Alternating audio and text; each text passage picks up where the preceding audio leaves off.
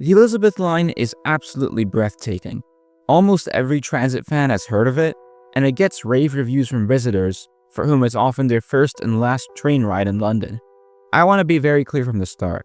I love the Elizabeth Line, and nothing I say in this video changes that. However, the more I ride it, the more things stand out. Not all of those are issues, some are quite nice, but behind all the branding and hype, this is a rail service that nearly 1 million people rely on every day, and that's only increasing. So it's worth talking about how that actually plays out. Now here's the quick 1-minute lowdown on where the Elizabeth Line goes. The centerpiece of the line is a brand new tunnel through central London stopping at Paddington, Bond Street, Tottenham Court Road, Farringdon, Liverpool Street, and Whitechapel. From there, the line splits into 2 eastern branches. The northeast branch goes to Stratford, then stops at all stations on the Great Eastern Main Line on the way to Shenfield. The South Branch serves new stations at Canary Wharf, Custom House, and Woolwich, and ends at Abbey Wood. West of Paddington, Elizabeth Line services get on the Great Western Main Line as far as Reading, with some trains terminating a little bit earlier at Maidenhead. Of course, a few more trains branch off at Hayes and Hollington to serve Heathrow Airport at 3 stations across its 4 terminals. Paddington, Liverpool Street, and Stratford provide connections to mainline services of all sorts, while Farringdon is where you can connect between the Elizabeth Line and Thameslink, the other cross-city railway in London that's quite similar to the Liz Line. There are also numerous connections to the Tube, Overground, and Docklands Light Railway. Design and architecture was a core component of the Elizabeth Line.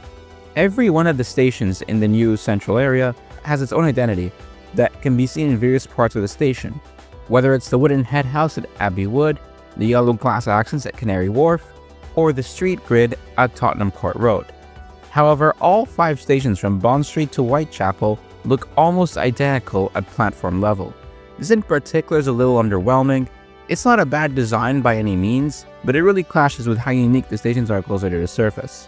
I would appreciate if there were some slight differences in the platform walls to more clearly identify the stations, like the paintings at Whitechapel, for example. The name of a station shouldn't be its only distinctive feature. The one fun little tidbit is that the silhouettes on the benches are colored based on what lines you can change to at the station. I also like how the doors are numbered to give you an idea of where to board the train to be close to your desired exit, but that's not very useful at the stations without platform doors, which is the majority. Speaking of exits, some of the core stations place theirs in rather inconvenient locations. The worst offender has to be Farringdon, which is deliberately put where it was to be close to both the Farringdon and Barbican tube stations. The connection to Barbican does feel like a bit of a novelty. In fact, it was closed last time I went to the station, but the exit is useful to have to serve the Barbican area. However, this does mean that the Farringdon exit, which is what most people will use, is on the very far end of the station, rather than the middle where it would be more useful had it been built differently. This is especially a problem because Farringdon, as previously mentioned, is the only place where the Elizabeth Line meets the Thameslink core. It's sometimes said that the Elizabeth Line is an express version of the Central Line, and I find this claim a little dubious. While the 2 lines are parallel and have many common stations, calling the Liz Line an express Central Line implies some kind of tight-knit local express dynamic between them. In practice though, changing between the 2 lines at a place like Bond Street takes several minutes to navigate the corridors, which is important to factor into the travel time. This is especially the case if you have reduced mobility. It could be the difference between making or missing a tight transfer. However, there is one place where that dynamic works out nicely. At Stratford, changing between the Liz Line and Central Line is a direct cross-platform transfer both ways. Stratford is notoriously difficult to navigate, so this is a welcome feature. Incidentally, it's also the station where the Liz Line stops being parallel to the Central Line, so in that sense it works great for those coming into the city from the Epping branch. Meanwhile, on the West Ruislip branch, there's a connection to the Greenford line that goes to West Ealing, which Liz Line trains have a dedicated announcement for. The Greenford line itself will be the subject of a future video. If there's one thing I would say about the Liz Line as a whole, is that it feels trapped in London's past. It does things that most modern railways would never do, just because they're the norm in London and the UK more broadly.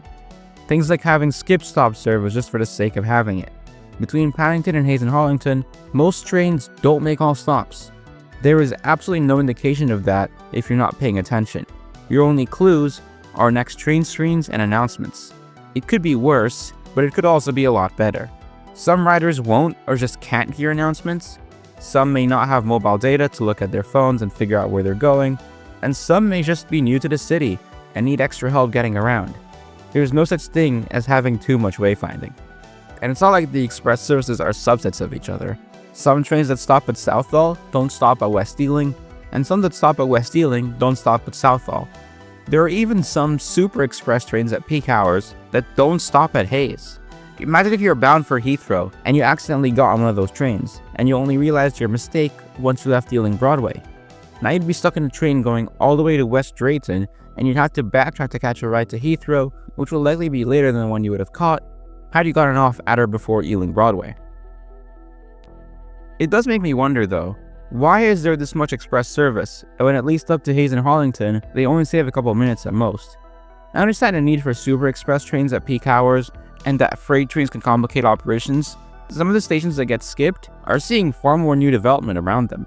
This could increase the amount of local trips that don't enter the core tunnel, and how infuriating must it be to see slow trains passing by your local station without stopping.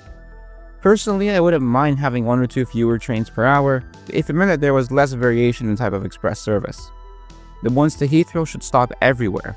The ones beyond Heathrow would ideally skip just Acton Mainline and Hanwell, and the peak hour super express ones could go non-stop from Ealing Broadway to Hayes.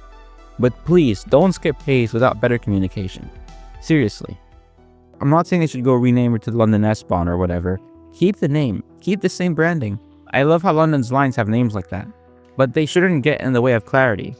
For historical reasons, I understand why the District line, for example, is called one line even if it has more branches than the Liz line. But with Lizzie, it's a brand new service centered on brand new track. There should be some clear distinctions made between the types of service patterns. You don't see any of that on maps or even inside the trains. All you get is the next train screens at platforms, which not everyone will look at. How do you fix all this? Well, instead of showing where the train does stop, show where it doesn't stop. Some of the announcements already do this. The individual services could be given numbers or letters that are used on digital signage. On top of that, signpost more maps on the platform walls, distinguishing the stopping patterns for each service.